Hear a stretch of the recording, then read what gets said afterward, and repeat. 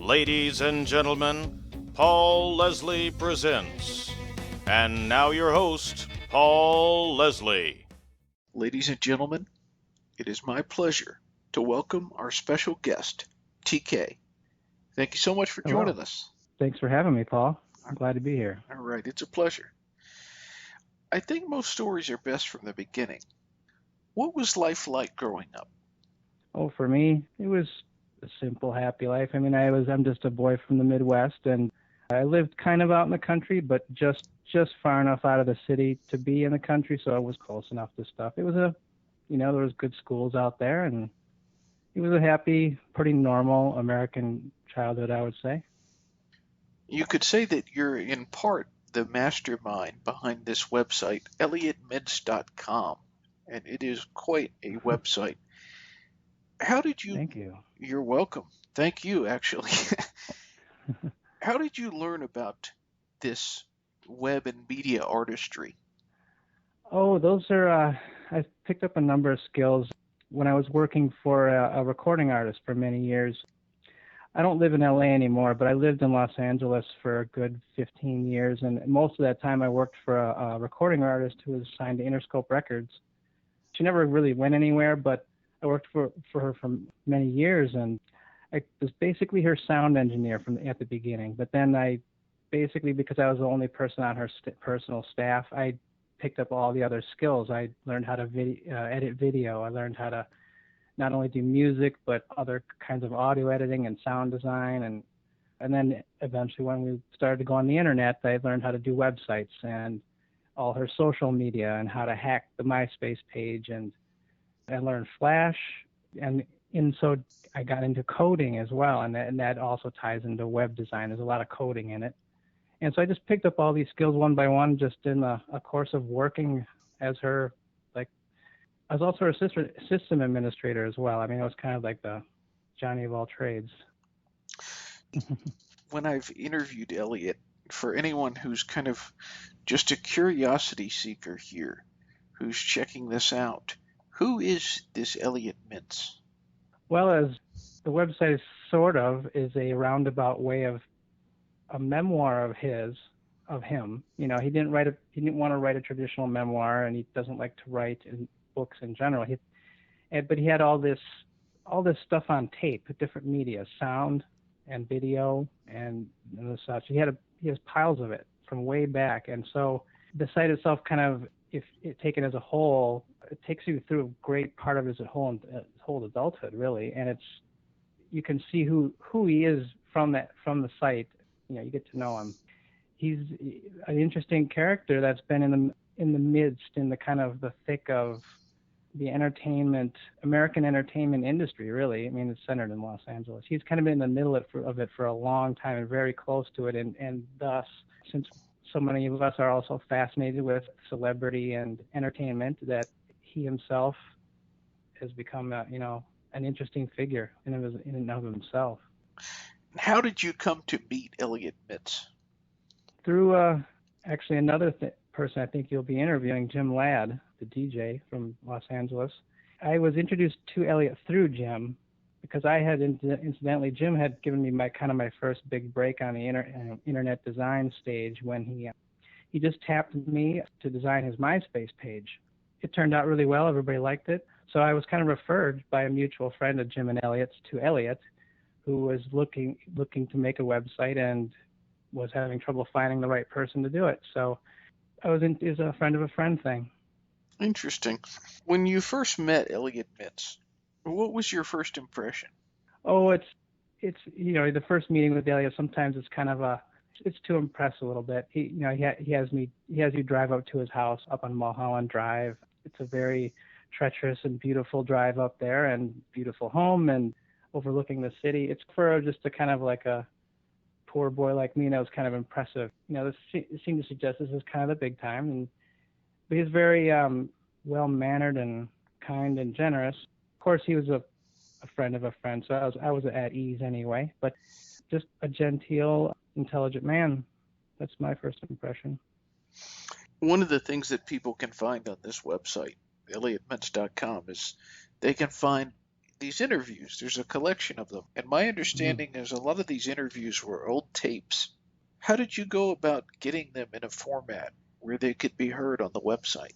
Those tapes took a pretty long journey even before I started working for Elliot. He used to have them, well, he salvaged a number of them. A lot of them were lost.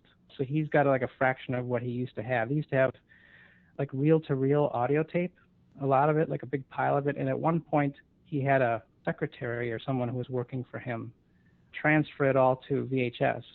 And then another person, even later down the line, recorded off the VHS into digital files. And that's what I inherited at that point. But at that point, it was basically a mountain of huge files with no catalog, nothing. It was a blind mountain of material that we had to pick through by hand. That's part of what took so long to make the site. It's from what Elliot tells me, there's even more still sitting in boxes. Amazing. So it's not over yet.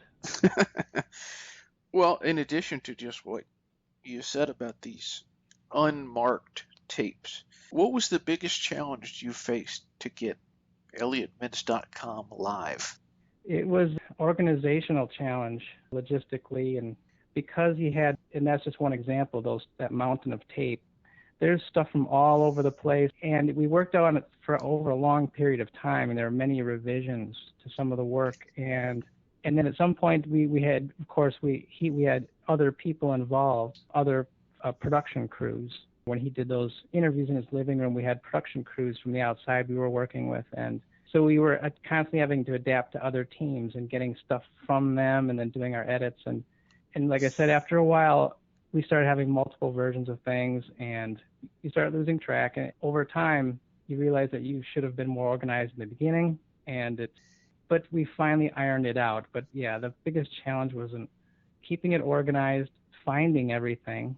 Often Elliot would say, I know there's this interview, I've heard it, but we could, it would be a difficult job to find it. So there was a lot of organizational challenge there. And that's part of what took so long too. What was one of the ideas that you had that was like a light bulb that went off that has added to this project? A lot of what I added was small suggestions here and there. But I guess going back to the very beginning, what we started with like a blank slate. What would the website be? What would it look like? What would be on it? Actually, I was inspired partly by his living room and the scene over the city that you see out his patio window, in which you see behind him in some of the interviews on the site. It reminded me of the backdrop on like the Tonight Show or something, where you see the city behind the desk, and of course that's in one of Elliot's the Mintz on Mintz interview. You see him just like that. He's sitting in a chair and you see the city behind him. And so that it seemed natural to just set it as if you were sitting in the living room, his living room, like just watching home movies, which you kind of are in many cases. And we just kind of put the Wurlitzer thing on top of it. So some of that stuff, there's a germ of it there that I kind of pitched to him, but it really came off of what I found material, his living room, his love of the jukebox. Our special guest is TK, one of the web and media masterminds behind the website ElliotMintz.com. What you just said, there's a John Hyatt song called Window on the World, and I kind of think that song kind of describes what this website is. But great song, by the way. But what, in your opinion, is the most interesting part of the website? Well, what I find quite fascinating are the collection of radio interviews, what's called radio interviews on the site. What I was struck with is, well, I ended up listening to all of it with Elliot in the course of editing it, of course, and I was kind of struck at how not only how Elliot as a skilled interviewer could get these people to open up at length and with being so candid and forthcoming, and it surprised me how that radio used to be this way. When I hear people in interviews today, everything's rushed, everything's prepared. There's a veneer that you need to pierce to try to even figure out what the sincerity is. But in these interviews that from 30, 40 years ago, there's all this, like I said, they're candid, they're honest, they're not guarded at all, they're completely open, and it fascinated me. It blew me away. It's like, wow, I wish it was still like that. And of course, you're hearing some of these subjects, very famous, very revered people, and you hear them speaking so clearly and honestly and at length. It's really just a breath of fresh air, and it's a delight to hear it. I have to say I concur with you about what radio used to be and what it still could be. Yeah, that's what these podcasts are becoming, I guess. What is Elliot Mintz like to work with? Thankfully, very easy to work with. I worked a long time with him, and it would have been terrible if he was any less wonderful to work with. He's easygoing. He likes to take his time. He never works on weekends. It makes it easy. Elliot is a perfectionist in a way, but that's fine. I know I'm cool with that. I think that's I'd rather work for a perfectionist than someone that really doesn't care and just wants to rush something out.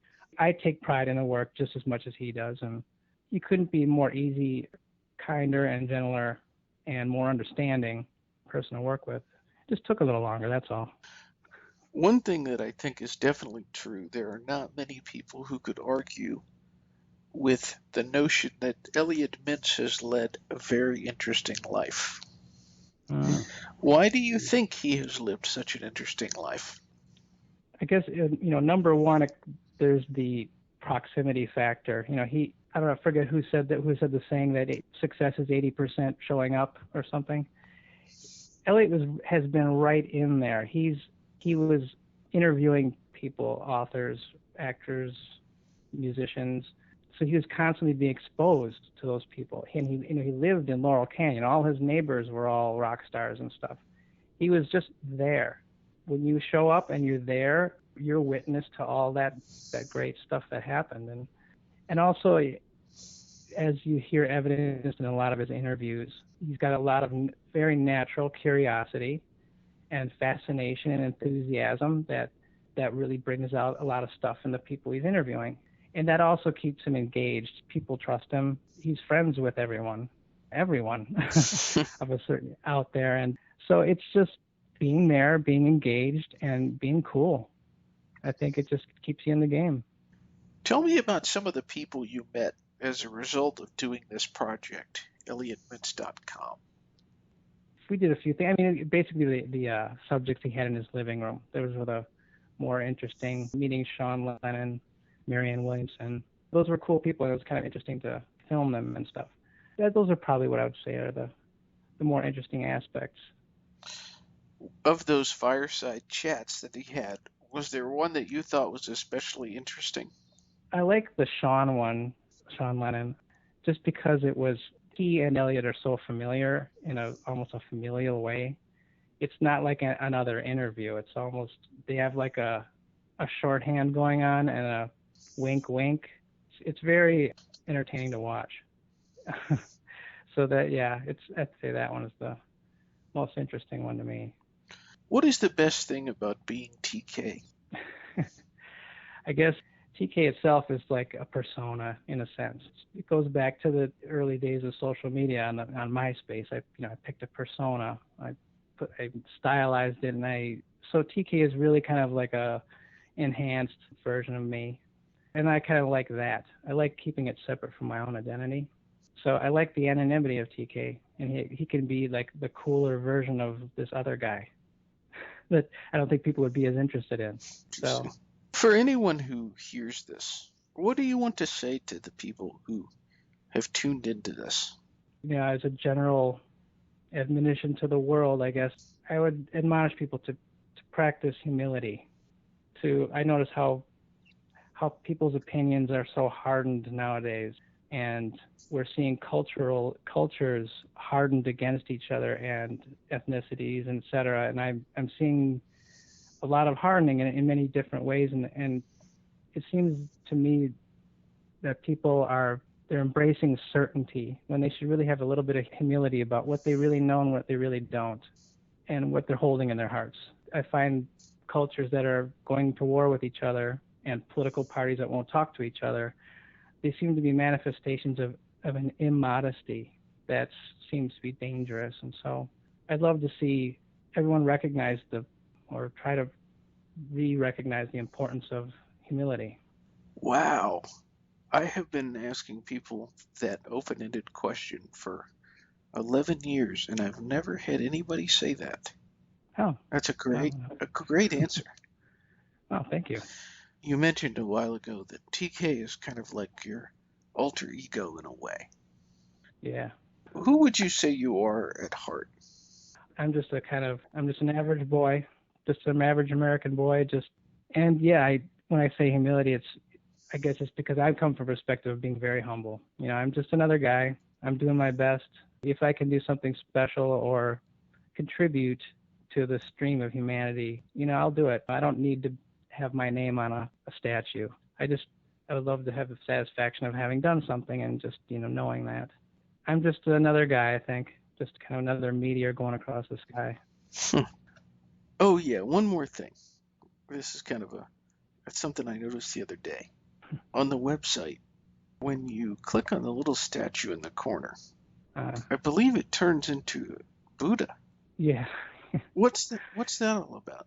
Actually, where that came from is just in the beginning, we were making a little living room scene. We're changing it around. Elliot has those two statues that you see in his living room. He actually owns those. So we had the two photographs, and we're like, which one do you want to put in this corner? And he couldn't decide. So I just said, oh, you know what? I'll just put one in there, but I'll make it so if you click on it, it just flips to the other one. just for the heck of it, just to leave it at rest for a while. But we never returned to it. It just stayed that way. And now we know. It's a secret link there. I keep thinking there has to be an Easter egg somewhere. Well, we may add one or two. Who knows? Well, TK, thank you very much for this interview. Yeah, you're very welcome, Paul. All right. You have a wonderful evening. You too.